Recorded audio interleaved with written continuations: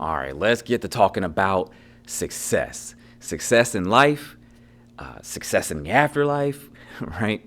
Um, we're going to talk about like my top 3 tips. Well, this one right now is just going to be the first one, success tip, right? And you know, we're going to have to, and I know it's a broad topic, right? I know there's a lot of stuff involved in this thing, and that's okay. So what I'm going to have to do is I'm going to have to frame it up, okay? But before I get there, before I frame it up for you all, let me explain a little bit about where this came from in the first place, right? So recently I just had a birthday, and as with every birthday, I get pretty introspective, start thinking about stuff, and I usually do it like over the course of the week anyway. I think about like days past and all that fun stuff. But this one, on a birthday, I usually think like years ago. I think of my life as a whole thus far, right? And so for this one that just recently passed, I went back all the way back to before I had the studio, before I was a trainer, before any of this stuff, really. I was a young guy in corporate finance, but I was hungry, so to speak. I was hungry. I wanted to climb that corporate ladder. I wanted success. I was going for it, right? And back then, I used to listen to a lot of different motivational speakers, a lot of different things. I used to listen to a lot of the motivational speakers and read their books and watch their videos. Or read the tapes, right? Or listen to the tapes, right? So I would listen to all their tapes. And I would do that for various motivational speakers, various pastors. The pastors sitting there preaching about, praying and asking for God to bless you abundantly. And all I had to do, again, was pray and ask, and everything I would be blessed beyond measure, and all this fun stuff. All this stuff was thrown into the mix there. But that's all I was obsessed with that stuff, right?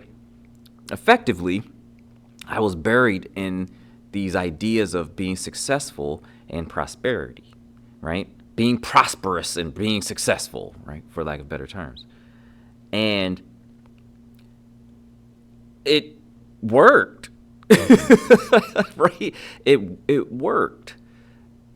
I was successful. I would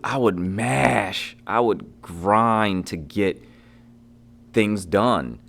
And because that's what most of the motivational speakers will tell you. You gotta mash, you gotta grind, don't be average, blah, blah, blah, blah, blah, so on and so forth. And I went with it, and I found success, right? To a point where, no exaggeration, everything I set my hands to grew or became successul. And that was the goal. The goal was to, whatever I touch, become successful. I was almost like I had a golden touch here, where it's just golden touch. And that reminds me of back when I was in grade school. So I'm getting really introspective now. Back in grade school, I used to have there was one teacher, and for doing doing good stuff. I think it was with our reading or something like that. We would have we get golden stars, and whoever had the most golden stars at the end of a week would get this basically this brass apple bell, right? And they would get different things, different gifts or rewards with it, but it was called the golden touch. So who got the golden touch this week, right? I don't know why that popped into my head, but it was talk about, punishment or incentives. There you go. There's an incentive right there. You wanted that golden touch. That golden touch meant stuff. But I digress. Everything that I put my hands to became super successful. That's just the way it was, right? So I achieved the success. Listen to the motivational speakers, listen to these pastors out here saying everything that they were saying, everything that they were doing. It was just and it's funny when thinking about just the idea of success, right? Where all the things that I put my hands to and put my mind to became something. At that time, while I could be called or qualified as being super successful or really successful, I was able to build stuff out of nothing. I fell into a depression. So while I was super successful, I still felt there was something missing. And the thing about it is there's nothing that the 4, 3, 5, 7, 12 keys, tips, principles, rules, bullet points of success could do to pull me out of that deep, dark hole that I found myself in. There was nothing that was given on any of those tapes, those videos. There was nothing that any sermon that came up out of time from these pastors who were at that time basically nothing more than motivational speakers anyway. But there was nothing that was said. There was nothing that I could read. There was nothing there to pull me out of that deep, dark abyss that I found myself in. Nothing at all. The only thing I had, though, was the awareness to understand something's off, and I think I know what it might be. It came down to I was hyper productive and I was successful, but it wasn't my success. It wasn't God's success either. It was someone else's success. I became proficient at achieving the motivational speaker's success. I became exceptionally good at achieving these other pastors' success. Set aside the fact that they both made some money off of me. Let's just push that aside. The amount of money I spent on the books and stuff I said I push it aside. Let's push it aside. But I became their definition of success. I became successful in their lives. And that was what was missing. It wasn't my success at all. And from a Christian perspective, I was a confessional Christian. But all of the parts that would make me functional were either non-existent or dying. Yet, I was very successful. So I was stuck. I was lost. There was nowhere for me to go. Again, the only thing I did have was that little bit of awareness. So at that point, what I did was I had to figure out, what is success really? So I had to frame success up a little bit differently. Now concerning that little portion there, I know it's easy to say that success is simply following God's word and help building up his kingdom and moving on from there, right? It's easy to say, and I get it as part of it. But that's also one of those things where it's easier said than done because we have our flesh, to contend with. And you would be kind of naive to think that the flesh doesn't take the wheel from time to time. Right? That's almost like an everlasting battle until it's over, right? But even further than that, do you know that one of the most depressed groups of people that you'll find anywhere are pastors? They have the most struggles in general because, look, they're responsible for a lot of people, but they also have a lot of struggles contending with the flesh. I would say maybe even more than we do, like regular churchgoers, And, thinking about it, if you are a regular churchgoer, pray for your church. Pray for your church leadership. Pray that their minds and their hearts are protected and guarded against worldly, external detractors, but also guarded and protected against their own flesh.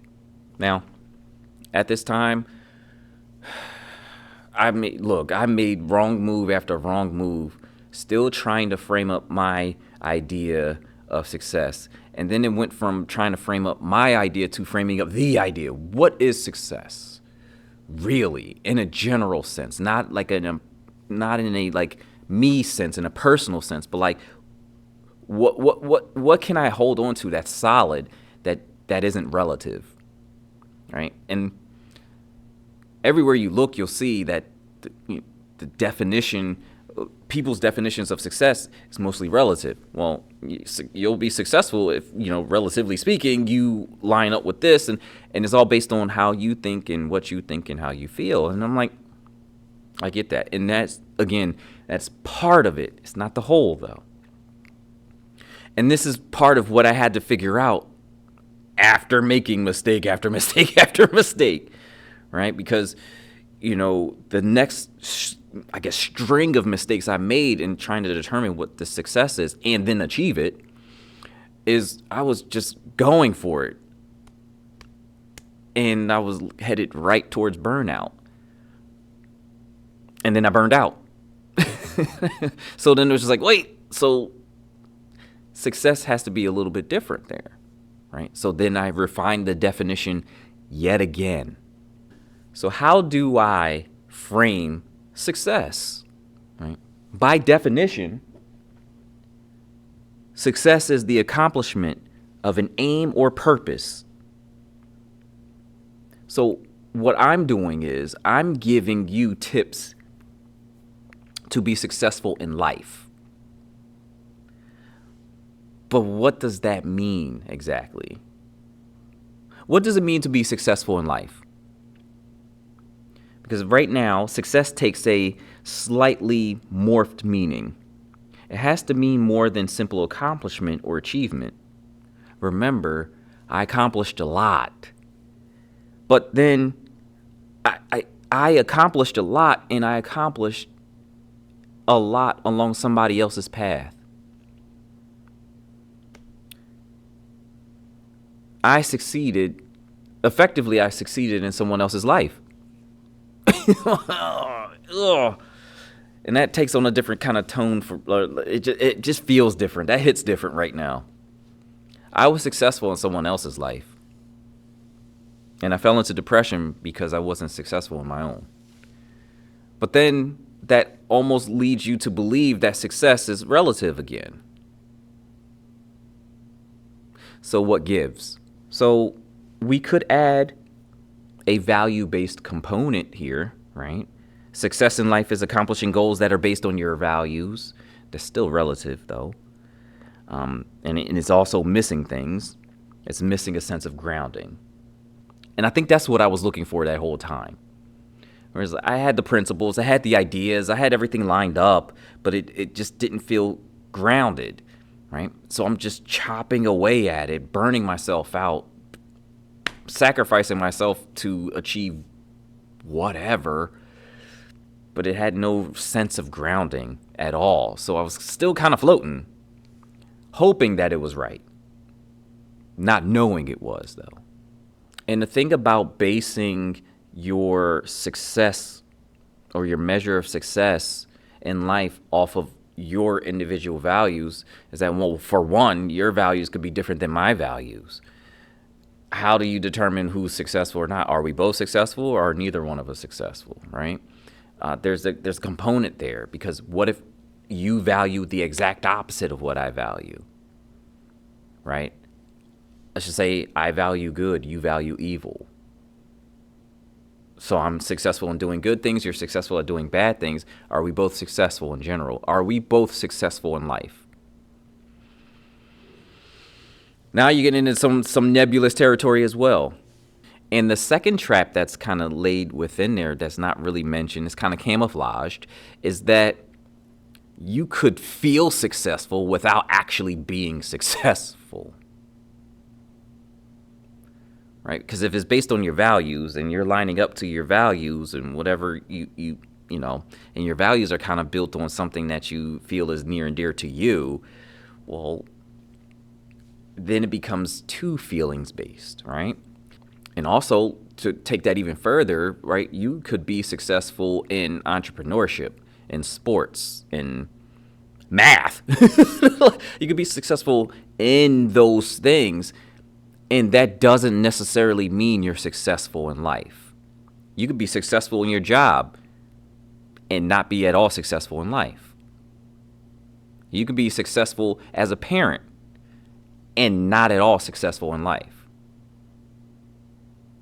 That one is a little bit of there's some additional nuance containing that, because now you're dealing with another person, but I think you get the point. And the thing is, what many people have told me over the years is that what I'm looking for is an objective definition of success, where, in their eyes, none exists, right?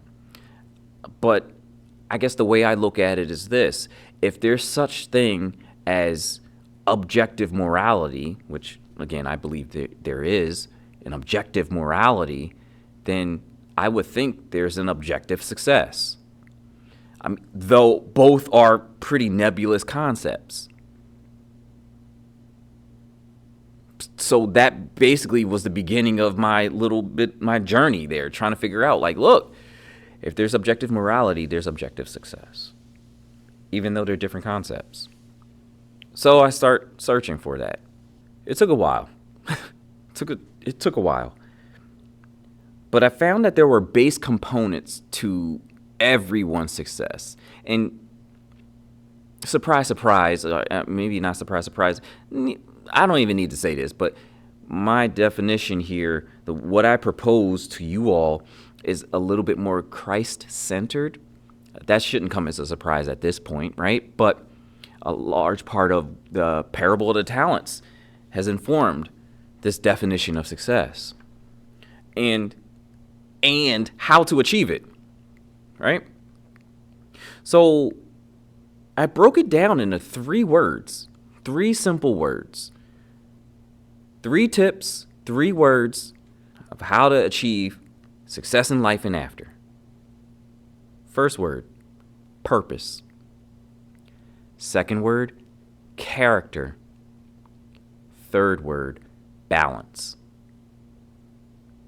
Those are the 3 base components that I've seen in every single success story. Every story I've read, every success video I've seen, every success speech that I heard was given.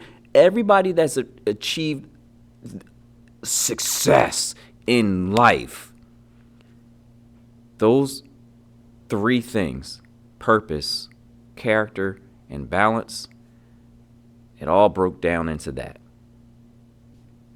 So these tips that I'm giving you here, these tips are for objective success. All across the board, no matter what you value, no matter what you feel, no matter what you think. Right? Like, this is how you achieve success in life and after.